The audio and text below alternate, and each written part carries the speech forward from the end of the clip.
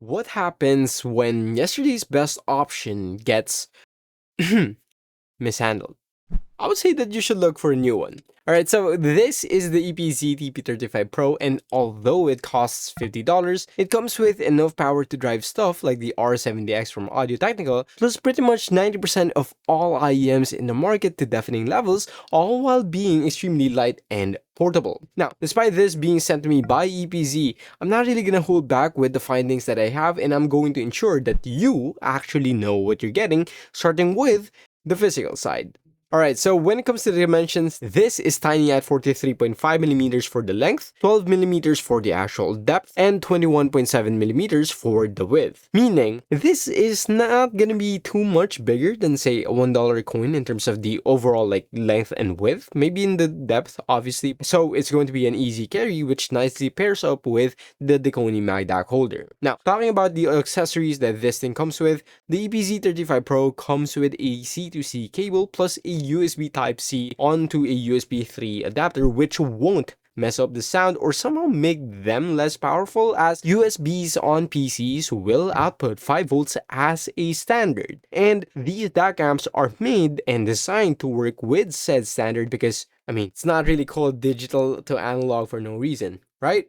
Makes sense? Good. Now let's talk power. The TP35 Pro has a dual CS43198 DAC chip that serves as both the DAC and the amp, on which, upon measuring the output VRMS of the TP35 Pro on a single-ended 3.5mm connection, it's going to be at 1.97 volts, while you essentially get double this for the 4.4 balanced output at 3.95 volts. Now, a great way to go ahead and test this objectively is by simulating a load, where I have a 16 ohm resistor right over here, and when we put this at max volume, then add said resistor, we can see that the voltage drops from 3.95 volts down to 1.63 volts on the balanced output. From there, we can simply use Ohm's law to go ahead and calculate the current with and without load, plus we can also compute for the output impedance, find out how much power does the DAC amp actually provide based on the headphone that we're using. Then we can also find out if it can provide a good headroom in terms of voltage, plus if the TP35 Pro will clip depending on said load in terms of current. Now, that's a lot of terms and formulas plus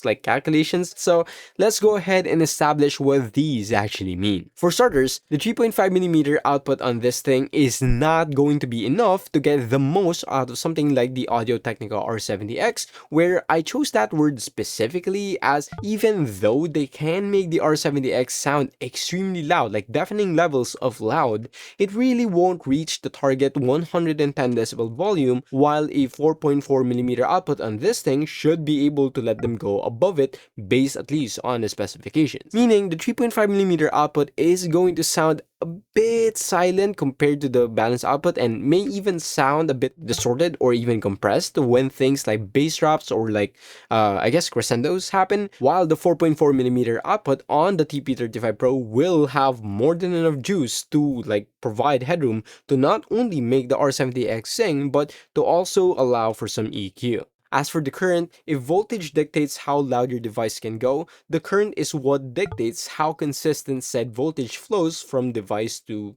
the actual headphone or the IEM, where if the current is way too low or it's insufficient, then it can cause clipping or dynamic compression that's going to be audible. In which case, the TP35 Pro will be more than enough in terms of the output current in either 3.5 and 4.4 connections for the R70X specifically. Then when we talk about IEMs and such, unless you have something like the Symphonium Zenith or say the Symphonium Crimson with extremely low impedance levels, most IEMs won't have that low of an impedance rating, plus most will also have a high sensitivity where these will be more than enough even for hybrid sets, as impedance and sensitivity ratings aren't there just for show. They're literally measured and placed there because it's what dictates what source you can and cannot use with that specific product, and how your IEMs will sound like will mostly depend on the measured output SPL plus the DAC architecture used, on which the CS43198 DAC chip here uses a Delta Sigma architecture, so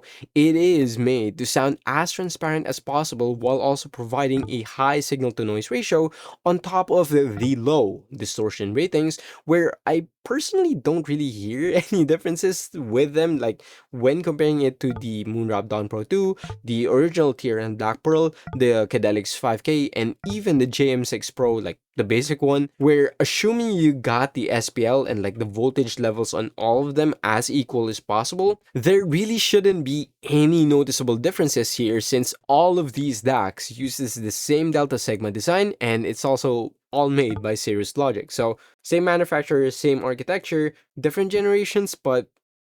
yeah. Now, assuming you have no EQ profiles on like all of these three, the TP35 Pro should actually sound identical to the Dawn Pro 2, since both models look like they actually use the same PCB and PCB layout with the same DAC configuration. The dimensions on both are practically identical in terms of the form factor, plus both nearly has the same measured like values, and even the button placement here on the side are the same. So hardware-wise, I would say that these are essentially the same thing with different housings under different brands. Taking that into consideration, if you want to stop holding your DACs and get the most out of their form factor, then why not go ahead and look at Dekoni Audio with the MagDAC. Now, I use this thing every single day as their magnets are extremely strong, while they also use genuine leather on top of these, having these nice stretchable bands to keep the TP35 Pro or pretty much any DAC amp that can fit, along with cables using this exactly right over there, pretty secure. We're talking about cables. If you want to go ahead and get quality cables that keep your collection organized using their MCS tech to go ahead and minimize clutter, maybe some top of the line foam ear tips, some amazing earpads for your headphones, and generally just get accessories that are expensive, yes, definitely, but are of an equally great quality, then go ahead and check the first link in the description and use code LesModio10 for an additional 10% off your order. Now, going back to comparing the TP35 Pro with the Dawn Pro 2 and of course the TRN Black Pearl, the biggest differences here lie within the output power, as both the TP35 Pro and the Dawn Pro 2 are nearly twice as powerful, like equally as well. Again,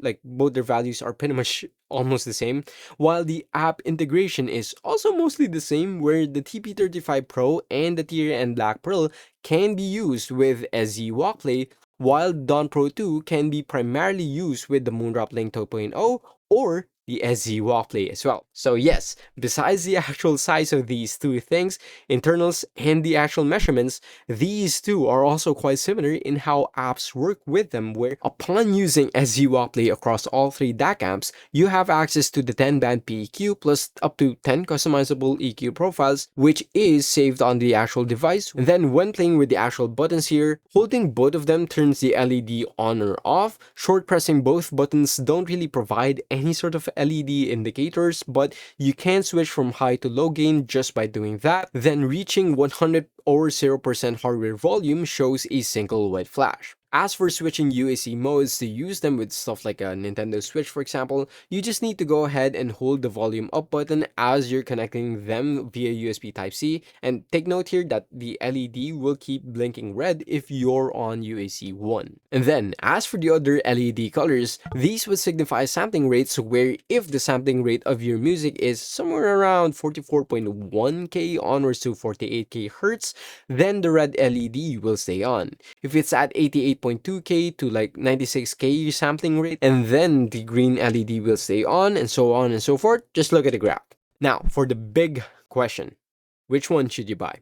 I say go for either one of these things, but not the old favorite, as TRN silent revisions made me less convinced and happy to recommend going with their path, and like made me less convinced that it will actually stay good, on which the TP35 Pro or the Moondrop Dawn Pro 2 are going to be good choices here, where I would rather pick the TP35 Pro over the Dawn Pro 2 simply because of that thing, where it's going to be easier to open if something happens to the actual buttons, which happens oh so often, and I can simply go ahead and change them. On top of that, there's also the factor of Moondrop not really having the most reliable QC history, where if we're talking about pricing on either one of these, they cost about the same, and the sale prices will be the determining factor on which one is going to be cheaper for your location. Now, as always, thanks to all of the members right over here and your glorious names for your support, and special thanks to Humbleshore 1411 for being in the Trinity for like months now. If you want to go ahead and look for your next gaming IEM or DAC amp, make sure to go ahead and watch either of these two videos.